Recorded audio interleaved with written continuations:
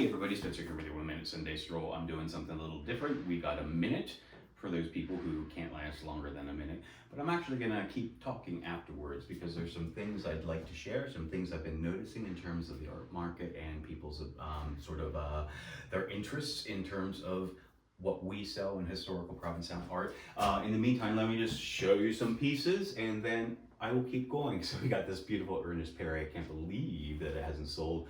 Gorgeous colors, Edith Lake Wilkinson, beautiful color palettes there, Marie Stern over here, Evelyn Bodfish Bourne, Florence Berlinger, Carl Knass, one of his classic clam diggers, and of course we have the Littlefields over here, and we have that amazing Arthur Cohen, and finally the William Longle up there.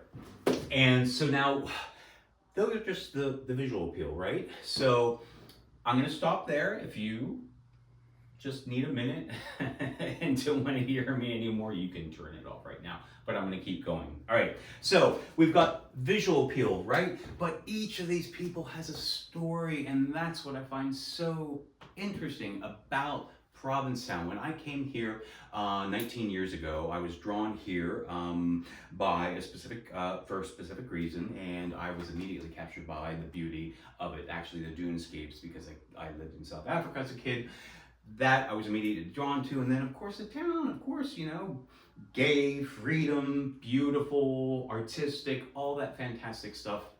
And I decided immediately I was gonna live here and, you know, invested myself in the community. And, you know, I was a painter and knew there were lots of galleries, so I thought, oh, there's opportunities there. But I did not know for quite a while, until 12 years ago when Jim brought me on board here, and I started to learn about the art colony itself. I'm learning now when people come in, or I'm sort of privy to the fact that a lot of our new collectors just don't know the history. And boy, they're doing themselves a disservice, and that's not being critical, if they don't know the history of Provincetown. So a lot of people are buying at auction beautiful pieces. They look visually appealing, but they don't know the story. And sometimes it's the pieces by an artist that we actually have a story from the early part of the 20th century that may get overlooked. And I just want to encourage people that it's great. I love when people decorate and have great pieces of art, but everything has a story. I've got a story, memoir coming out next month.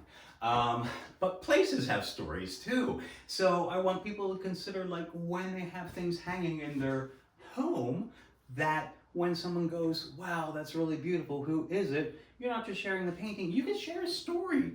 All these people have fantastic stories, and they were instrumental in their own way, whether small or big, in the foundation of Provincetown as an art colony. And again, we became this huge art colony, of course, the light, Charles Hawthorne, World War I, when everyone came over here, and it established itself as a huge art colony.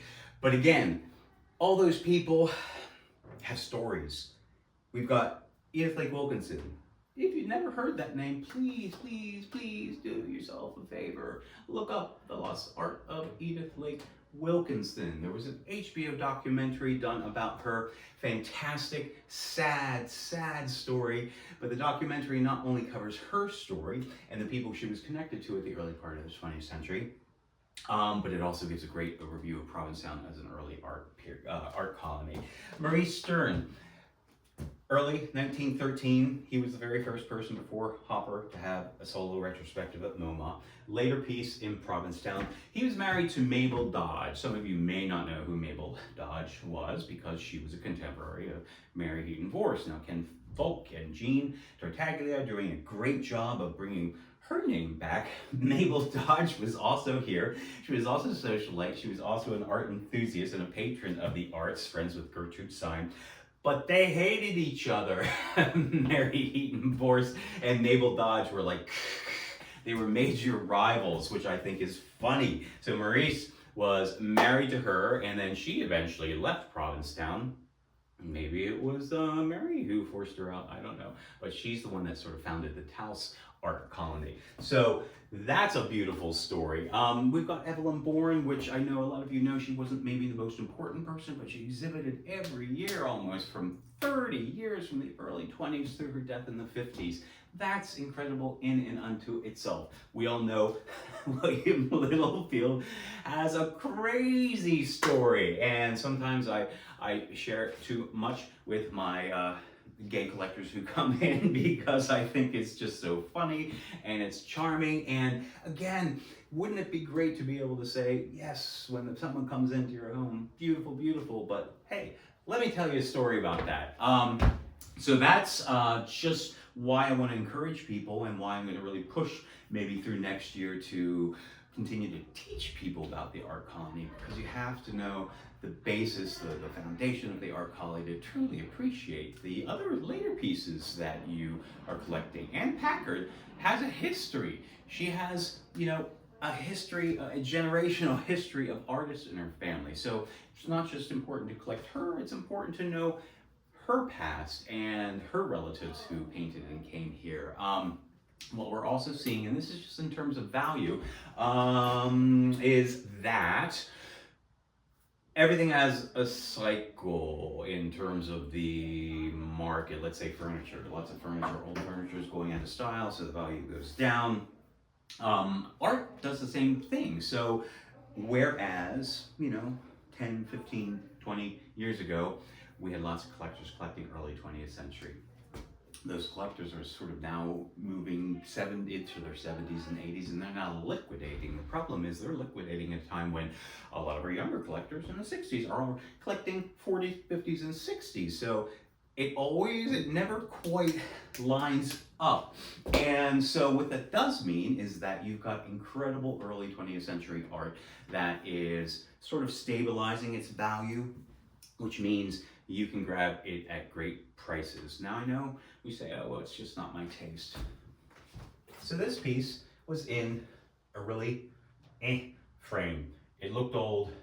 We put it in a modern frame, and I'm sorry, it's a fantastic piece. We're talking early, so sometimes all it takes is just a new frame, a new perspective on the older art, because again, you're buying a story, and I can't emphasize enough how meaningful it is to me. And I would hope that when you think a little bit more about what you're collecting, whether that could make it a little bit more significant for you.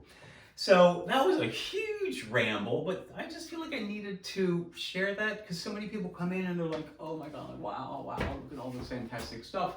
And then I tell them the story about the art colony, and they're like, what? How? What? Some people aren't interested, and I get that. But boy, when stories are connected to art, it changes everything. So I'll shut up. That's my little, remember Glee when they said, when Sue sees it, or that was me, Spencer splaining this. Anyway, so that's the scoop. I am going and now cataloging for our October 19th auction. We've got a great selection of early 20th century and contemporary pieces. So soon, it's coming soon. Cheers.